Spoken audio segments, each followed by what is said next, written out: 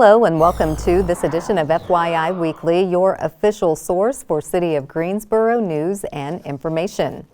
The Nussbaum Center for Entrepreneurship has broken ground and is moving forward with the $40 million redevelopment of the Steel House. Once Carolina Steel's main production plant decades ago, the site was donated to the center in 2014. Plans call for a total transformation of the building, which is prominently located on Elm-Eugene Street. The space will provide a hub for innovative and scalable startup manufacturing, makerspace for artisans and food entrepreneurs, plus community amenities such as an indoor farmers market and healthcare clinic. The city designated $2 million to support the project, which has the potential to create 600 jobs. The funding will support the project's first phase, which is a multi-tenant manufacturing space. The Steel House and several other projects are featured in the city's Economic Development Office 2024 Year in Review, which is available online. This annual report highlights Greensboro's continued economic growth, featuring more than $430 million in capital investments and the addition of more than 500 new jobs. Major developments included expansions in the advanced manufacturing, life sciences, and technology sectors. The report also highlights strategic efforts, including the Highway 421 land use study. To read the full report, visit the new Economic Development website. The Greensboro City Council selected Jamila Pender to serve as the at-large representative, filling the seat vacated by the late Mayor Pro Tempore Yvonne Johnson.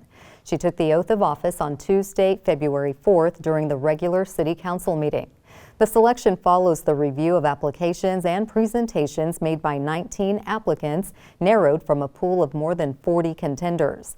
Pender is a Greensboro native with a demonstrated background in community service with a concentration in the healthcare sector.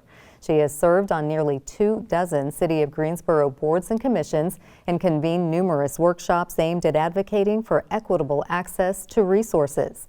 Councilmember Pender said, "I have a deep-rooted connection to Greensboro and spent the last 20 years serving the community both professionally and personally. My commitment to the city is reflected in my work convening both small and large communities and organizations, always elevating the needs of the community by listening and collaborating to create sustainable solutions." The NCA&T alum serves as the Director of Community Engagement and Impact at Cone Health Foundation.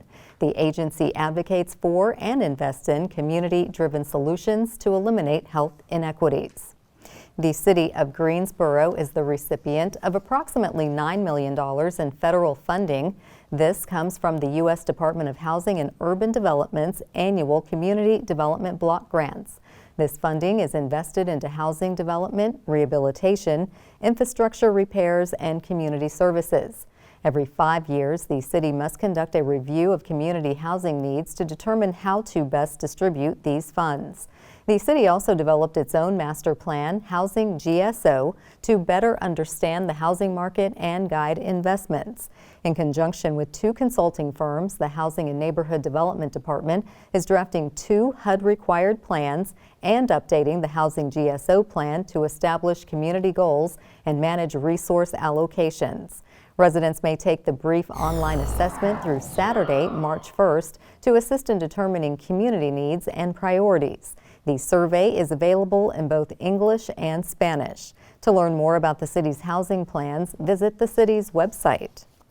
Cone Health has partnered with the city to share a series of brief and informative videos designed to inspire you to make better choices when it comes to healthy living. Following these tips is an easy way to help each of us improve our quality of life. Let's take a moment to check out today's news for your health. We all have a role in fighting flu, COVID-19, and other illnesses. Follow these steps to keep you and your family well. Protect yourself from severe illness by getting the COVID-19 and flu vaccines. It's important to be vaccinated for COVID-19 for several reasons.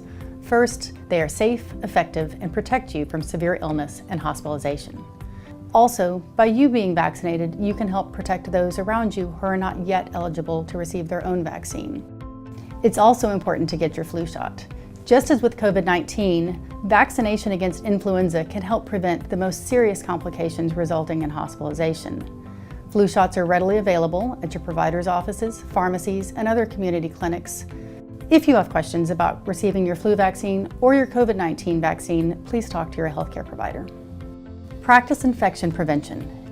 Continue protecting yourself and your family from COVID-19, flu, and other respiratory illnesses by practicing these infection prevention habits.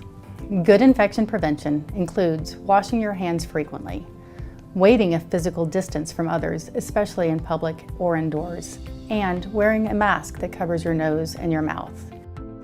Know where to go for medical care. For emergency conditions like shortness of breath, chest pain, weakness, or slurred speech, you should go to the nearest emergency room or call 911. For non-emergency symptoms like cough, cold, or ear infection, there are quicker options like virtual care. Find the right care options at conehealth.com/appointments. Don't let COVID-19 or flu keep you from the activities or people you love. Follow these tips to keep yourself and your family healthy. The city is hosting an event that brings together minority prime and subcontractors to discuss forecasted city projects. We'll have that story and more news coming up after the break. Stay with us.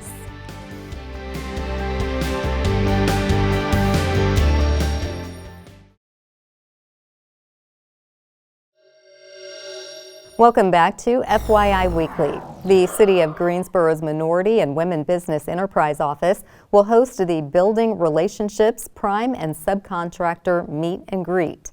The event will take place from 5:30 p.m. to 7:30 p.m. on Tuesday, February 25th at the Barber Park Event Center. Refreshments will be provided and admission is free. Subcontractors, construction managers, architects, engineers, surveyors, and the like are invited to connect with prime contractors to network and learn about the city's upcoming construction and remodeling projects. A panel of city prime contractors will also provide insights on their experience. City staff will also be available to explain the city's certification process and criteria for historically underutilized business or hub certification. The Barber Park Event Center is located at 1502 Barber Park Drive. Registration is required by Tuesday, February 18th. For more details, call the city's Division of Belonging and Engagement at 336-373-7980. Today through Friday, February 28th, a city contractor will be performing sewer line smoke testing in the following neighborhoods and traffic patterns: Dudley Heights, Lincoln Heights, College Forest, East Gate City Boulevard, Noco Park, South Benbow Road, Pasadena and Logan, the Ashboro Community, Benjamin Benson, and Stevens Street. During testing, a non-toxic smoke is introduced into manholes and eventually flows into sewer lines. The smoke will identify any open breaks in the city's sewer collection system, as well as improper connections such as roof downspouts. The smoke is non-toxic, non-staining, and white to gray in color. It has a slight odor and poses no fire hazard. In preparation, water and sewer service customers should pour a gallon of water into each sink, tub, and floor drain that isn't used on a daily basis. This will fill the P-traps and ultimately prevent smoke from entering the dwelling. Traffic signs and cones mark the testing locations. Motorists are encouraged to use alternate routes. Dates and times may change due to the weather or last-minute changes in the work schedule. This test is part of the city's ongoing sewer rehabilitation program, which is funded by revenue from water and sewer rates. For more information, visit the city's website. As you drive throughout downtown, you may notice various lanes of West Market Street are closed. The closures stretch from Mendenhall Street to North Cedar Street, happening each day from 9 a.m. to 4 p.m. This will take place until Friday, February 28th, as part of the Greenway Phase 4 construction. Motorists should expect delays near the construction zone and are encouraged to use alternate routes. Work schedules could change based on weather conditions and equipment availability. To learn more about lane and road closures and to subscribe to receive email notifications about upcoming street projects, visit the city's website. From the Artist in Residency to the Downtown Arts Program, there's no shortage of ways to showcase creativity in Greensboro. Coming up after the break, meet the mastermind behind the city's Office for Arts and Culture. Stay with us.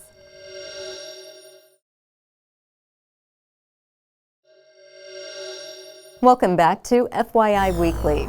Greensboro has a whole host of opportunities to showcase arts and culture, and in most cases, this includes compensation. This applies to individual artists as well as creative groups.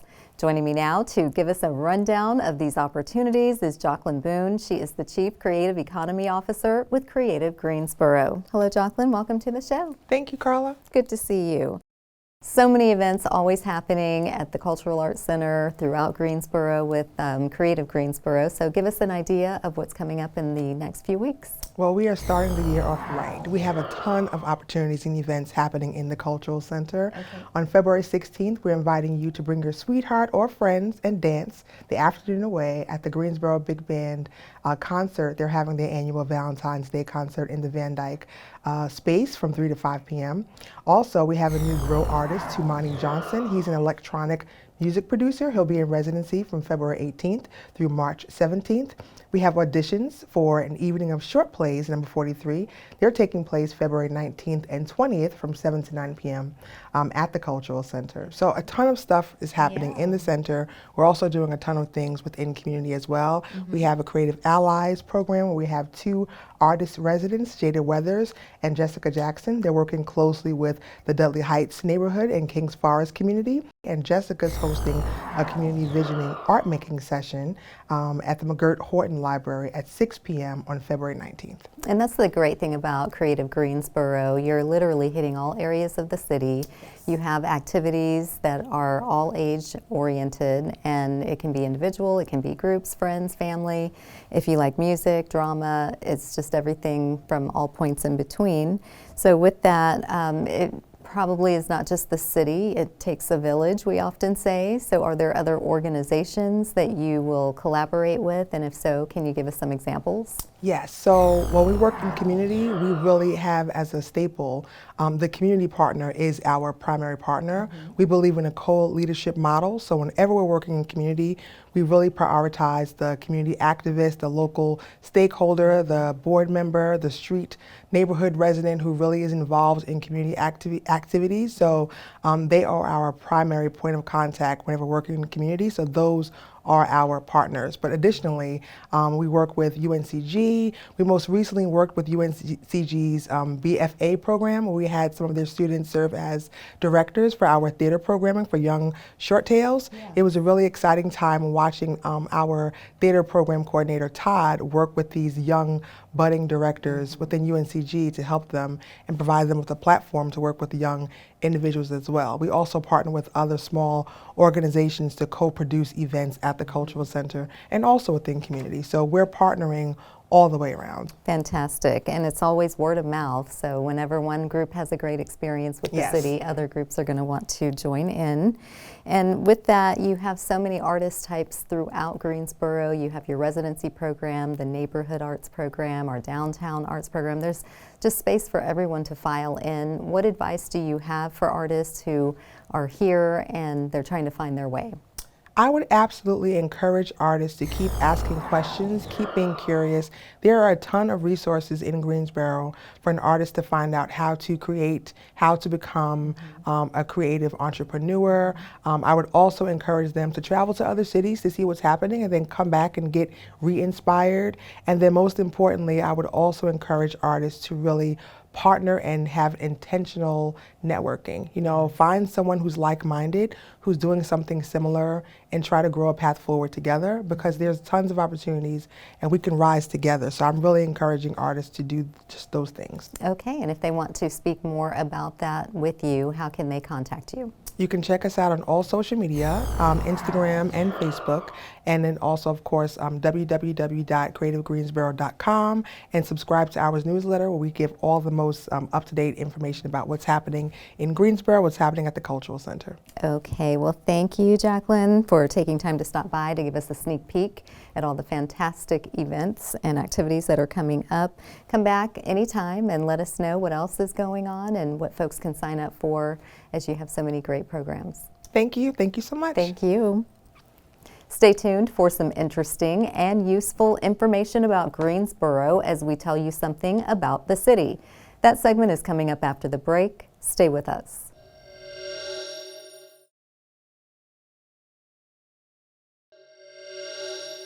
Welcome back to FYI Weekly. One way to stay informed about decisions that impact you and our city is by attending or tuning in to City Council meetings at 5:30 p.m. on the first and third Tuesday of the month. The fourth Tuesday is reserved for a meeting as needed. The City Council meetings take place in the Katie Dorsett Council Chamber on Level 2 of the Melvin Municipal Office Building, located at 300 West Washington Street. The public is allowed in person, but only in a limited capacity. Those who choose not to be in the building can participate virtually. The Greensboro City Council meetings are broadcast right here on GTN. The meetings are also streamed live on the city's website and on Cablecast. To review the council meeting schedule and agendas, please visit the city's website. Here's an opportunity to learn a little something about the city. UNCG alumnus Marcus T. Johnson has made a historic commitment to the university. His sizable gift will ensure the UNCG Alumni House remains a welcoming space for everyone in the campus community. In recognition of his generosity, the Alumni House will be named the Marcus T. Johnson Alumni House at a ceremony during UNCG's homecoming in October. Johnson is a passionate alumnus with a lifelong dedication to service.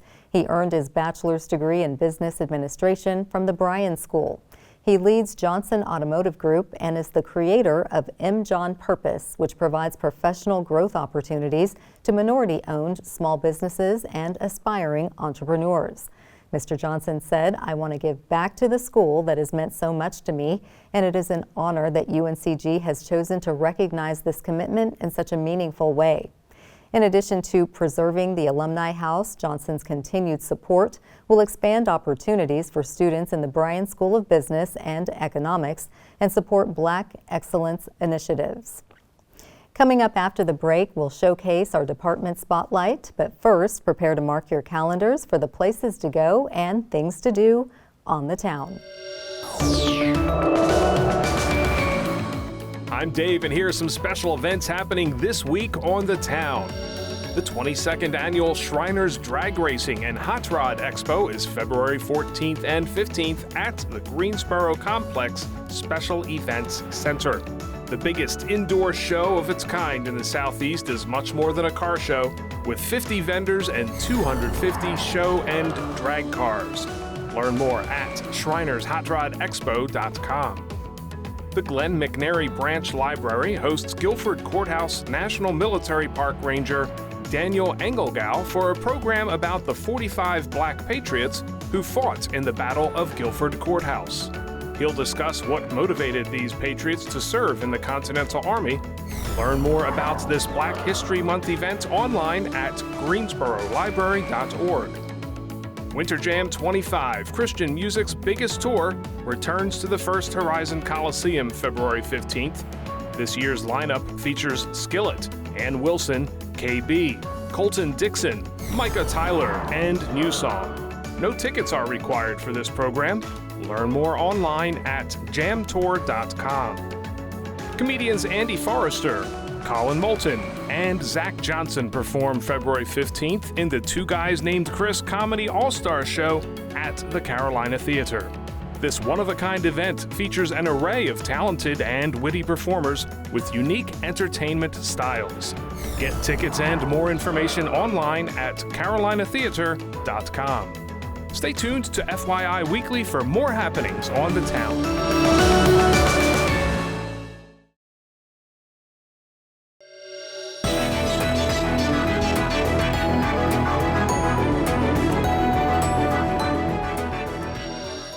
Welcome back. The City of Greensboro has more than 20 departments and several divisions committed to serving you, our residents, and visitors. Let's go behind the scenes in our department spotlight. The city is offering an easy way for residents to lower their carbon footprint and conserve water. For a limited time, you can purchase backyard compost bins and rain barrels. The 65-gallon compost bin is $57, and the 50-gallon Ivy rain barrel is available for $75 while supplies last. Visit the city's website to place your order before Sunday, February 23rd. Items will be available to pick up on Saturday, March 1st from 9 a.m. to 12 p.m. Additional details will be provided after the purchase. Did you know 25% of most household waste can be composted? Keeping these items out of the trash frees up space at the landfill and cuts down on carbon and methane emissions released in landfills. Composting also reduces the need for chemical fertilizers, helps soil retain its moisture, and prevents soil erosion. Rain barrels help conserve water, reduces stormwater runoff, and minimizes the need for chemical fertilizers. Coming up after the break is our Way to Go GSO shout out. Stay with us.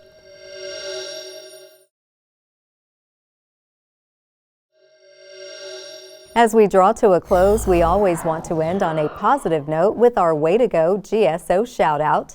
This week's shout out goes to the city of Greensboro. In honor of Black History Month, the Lewis Recreation Center hosted a networking event to lift up Black-owned businesses. Admission to the Black Business Expo was free. This event featured speakers from local Black business owners who shared their success stories. The space was open for vendors to sell their goods and services. To review the list of participating Black businesses and vendors, please visit the Parks and Recreation Facebook page. That concludes this edition of FYI Weekly, but you can easily stay connected to the latest city news by linking to us on Facebook, Twitter, YouTube, and Instagram. Alexa users can subscribe to our 5-minute flash briefings, which airs on 90.1 FM, 100.7 FM, and 90.5 FM. Be sure to download both weekly podcasts, Talk City Greensboro and Talk City in Espanol, plus GTN is streaming on Cablecast. For all of us here at the City of Greensboro, thanks for watching, and we'll see you next time.